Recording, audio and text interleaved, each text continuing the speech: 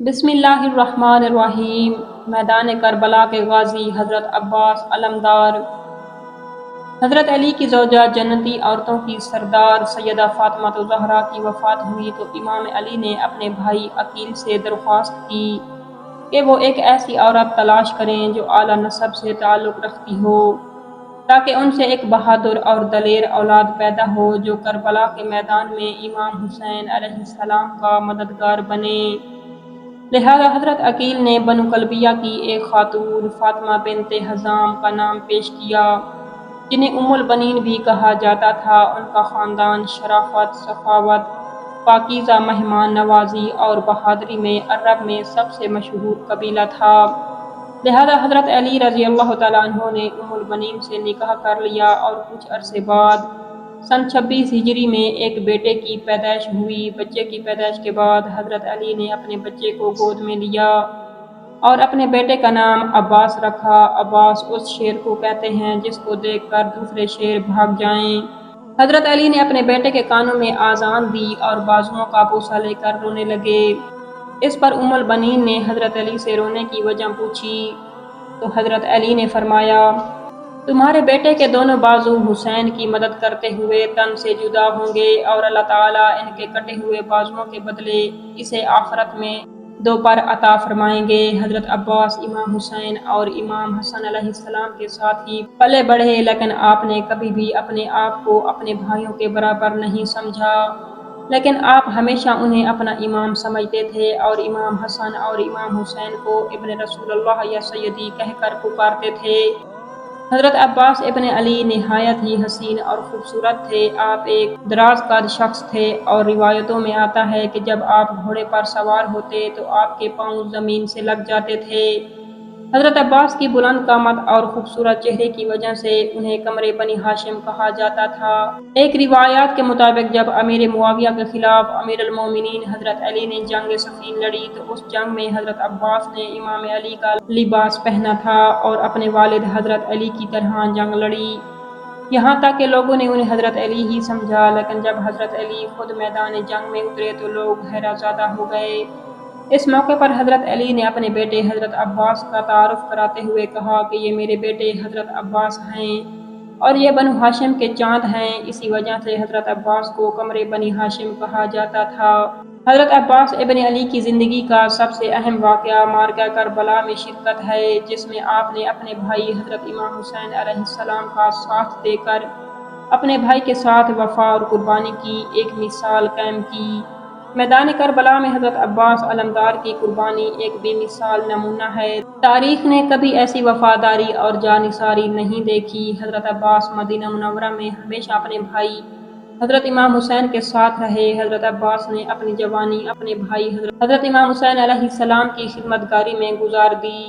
बनी हाशिम के कबीले में हज़रत अब्बास का एक ख़ास रोब और दबदबा था। बनी हाशिम के 30 नौजवान हज़रत इमाम हुसैन अलैहिस्सलाम के दिफा के लिए हमेशा तैयार रहा करते थे और हज़रत अब्बास उन नौजवानों के अमीर थे। जब यजीद बिन मुआविया 61 हिजरी को तख्त नशीन होता है तो तख्त नशीन होकर फ़ौरन हुक्म जारी करता है कि हज़रत इमाम हुसैन अलैहिस्सलाम इब्न अली को हिरासत में लेकर दमिश्क बुलाया जाए और हज़रत इमाम हुसैन को बैयत करने पर मजबूर कर दिया जाए।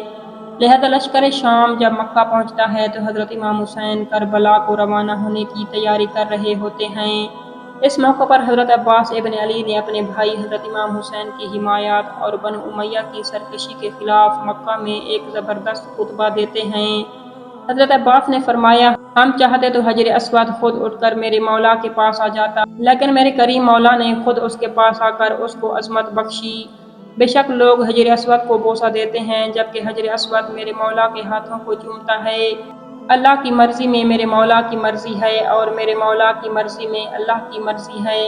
अल्लाह की कसम अगर ऐसा होता तो मैं तुम पर इस तरह हमला करता जैसे उक़ाब गज़बनाक होकर उड़ता हुआ परिंदों पर हमला करता है और तुम लोगों को चीर फाड़ कर रख देता। वाक़या करबला के वक्त हज़रत अब्बास अलमदार की उम्र 33 या 35 साल की थी। हज़रत इमाम हुसैन अलैहिस्सलाम ने हज़रत अब्बास को लश्कर हुसैन का अलमदार करार दिया था। इमाम मज़लूम अपने भाई हज़रत अब्बास और अपने 72 साथियों के साथ पहली मुहर्रम अल हराम को मैदान करबला पहुँचे। جہاں 30,000 سے زائد یزیدی لشکر کے سپاہیوں نے اس قافلے کو روک لیا اور نہر فرات کا پانی حضرت امام حسین اور اس کے 72 ساتھیوں پر بند کر دیا۔ یزیدی لشکر کے ساتھ جنگ کا آغاز شروع ہو گیا اور ایک ایک کر کے قافلہ حسینی کے بہادر اور شیر دل ساتھی شہید کر دیے جاتے ہیں، لیکن حضرت امام حسین نے حضرت عباس کو جنگ لڑنے کی اجازت نہیں دی تھی۔ کربلا میں حضرت عباس نے اپنی شہادت سے ایک تاریخ قائم کر دی تھی۔ حضرت عباس حسینی فوج کے قابل ترین اور ماہر سپہ سالار تھے۔ روایتوں میں آتا ہے کہ جب تک جناب حضرت عباس حسینی لشکر میں موجود رہے، یزید کے لشکر میں موجود کوئی سپاہی بھی چین کی نیند نہ سو سکا۔ جب 10 محرم کی رات حضرت امام حسین علیہ السلام نے اپنے تمام ساتھیوں سے کہا کہ رات کے اندھیرے کا سہارا لے کر جس کا جی چاہے یہاں سے جا سکتا ہے، کیونکہ کل یعنی 10 محرم کی صبح شہادت یقینی ہے، اس وقت سب سے پہلے جناب عباس نے اپنی وفاداری کا اعلان کیا اور کہا کہ اے امام، ہم کس کے لیے آپ کا ساتھ چھوڑیں، ہم آپ کو ہرگز دشمنوں کے مقابلے میں تنہا نہیں چھوڑیں گے، ہم آخری سانس تک آپ کے ساتھ رہیں گے۔ 10 محرم روز عاشوراء کو جب حضرت امام حسین علیہ السلام کے خیموں میں پانی ختم ہو گیا اور چھوٹے بچے پیاس کی شدت سے رونے لگے، حضرت امام حسین علیہ السلام کی بیٹی بی بی سکینہ پیاس کی وجہ سے بے حال تھیں۔ جب حضرت عباس نے یہ منظر دیکھا تو ان سے رہا نہ گیا، لہذا حضرت عباس نے امام حسین علیہ السلام سے اجازت مانگی اور پانی لینے کے لیے نہر فرات کی طرف نکل پڑے۔ امر سعد یزید نے 4,000 سپاہیوں کا لشکر نہر فرات کے کنارے کھڑا کر دیا تھا۔ حضرت عباس نہر فرات کی طرف بڑھے تو عمر بن حجاج اور اس کے سپاہی حضرت عباس کا راستہ روکنے کے لیے سامنے آ گئے۔ حضرت عباس سے ان کی شدید جھڑپ ہوئی، لیکن بنی ہاشم کے اس شیر کے سامنے کون زیادہ دیر ٹک سکتا تھا۔ حضرت عباس نے دشمن پر ایسے حملے پہ حملے کیے کہ انہیں وہاں سے بھاگنا پڑا۔ حضرت عباس نہر فرات کے قریب گئے، پانی کو اپنے ہاتھوں کی ہتھیلیوں پر اٹھایا۔